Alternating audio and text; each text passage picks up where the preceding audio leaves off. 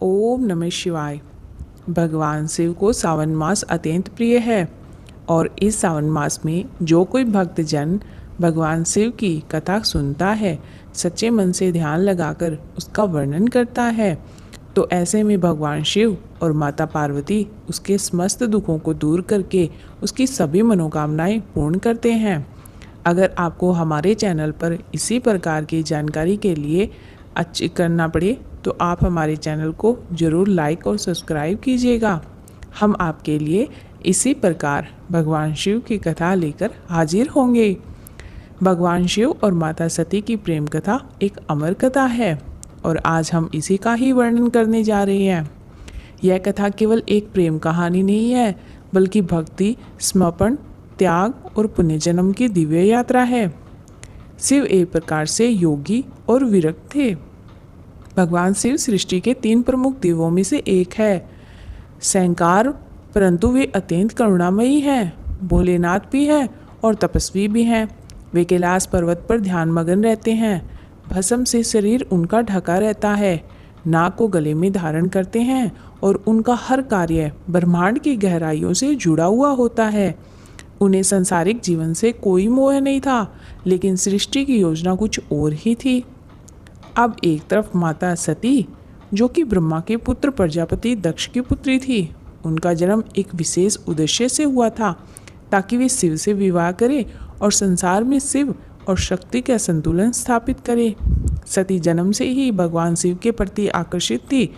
वे उनकी कथाएं सुनती थी और उनकी पूजा भी करती थी। मन ही मन उन्हें अपना पति भी मान चुकी थी, लेकिन दक्ष को ये सब पसंद नहीं था। दक्ष सती का विवाह किसी राजसी और भव्य व्यक्ति से करना चाहते थे, लेकिन सती के मन में जो ठान लिया कि वे केवल शिव को ही वर के रूप में चुनेंगी। उन्होंने इसके लिए घोर तपस्या भी की। वर्षों तक केवल जल, फिर वायु और अंत में निराकार रहकर तप भी किया। उनकी भक्ति से प्रसन्न होकर भगवान शिव प्रकट हुए और उन्हें स्वीकार कर लिया।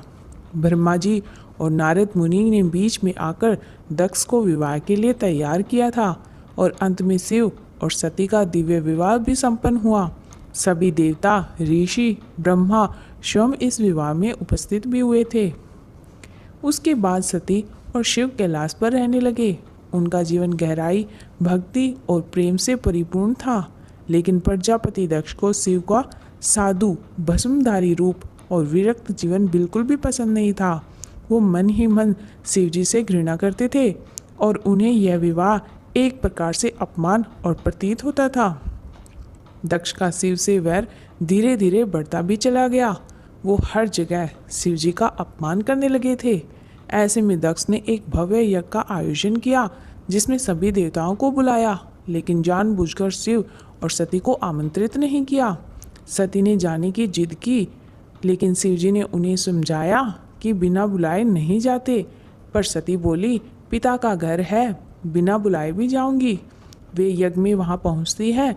वहाँ जाकर उन्होंने देखा कि वहाँ शिव जी का घोर अपमान हो रहा है।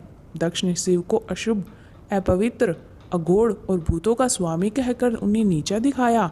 सती यह अपमान सहन न कर सकी। उन्होंने यज्ञ में अग्नि में कूदकर अपने प्राण को त्याग दिया।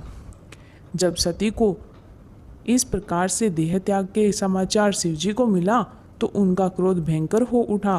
उन्होंने वीरभद्र और भद्रकाली को उत्पन्न किया और दक्ष को यज्ञ की पूरी तरह नष्ट कर दिया और दक्ष का सिर है वो काट दिया। फिर शिव जी ने सती का मर्द शरीर उठाकर शिवपुरी में सृष्टि के विभक्त भाव से घूमते रहे और उनकी यह विरहव्यता प्रेम का चरम रूप कहलाई। भगवान विष्णु ने सुदर्शन चक्र से सती के शरीर के टुकड़े किए ताकि शिव को विरह से मुक्ति मिल सके। जहाँ जहाँ सती के शरीर के अंग गिरे, वहाँ वहाँ शक्तिपीठों की स्थापना भी हुई। कुल 51 शक्तिपीठों की मान्यता है और ये आज भी शक्ति उपासना के प्रमुख केंद्र भी माने जाते हैं। सती ने हिमालय और मीना के घर में पार्वती के रूप में फिर से जन्म लिया। पार्वती ने पुनः कठिन तपस्या की और भगवान शिव को फिर से पति के रूप में पाया और इस बार यह प्रेम और भी प्रगाढ़ था। इस प्रकार सती और शिव का प्रेम अधूरा भी नहीं रहा और ये एक अमर कथा बन गई। सती शिव के प्रेम से हमें संदेश मिलता है कि प्रेम कभी देह से नहीं होता, ये तो आत्मा से जुड़ा होता है। सती ने शिव को पाने के लिए सब कुछ त्याग दिया। सती ने वियोग में पूरे ब्रह्मांड की परवाह भी नहीं की। पार्वती ने जन्मों तक तपस्या कर कर शिव को पुनः पाया और दोनों की प्रेम भक्ति का उत्तम रूप बन गया। इस प्रकार जो कोई भक्त सच्चे मन से इस शिव प्रेम कथा की सुनता है, उसके सारे मनोकाम काम सिद्ध होते हैं।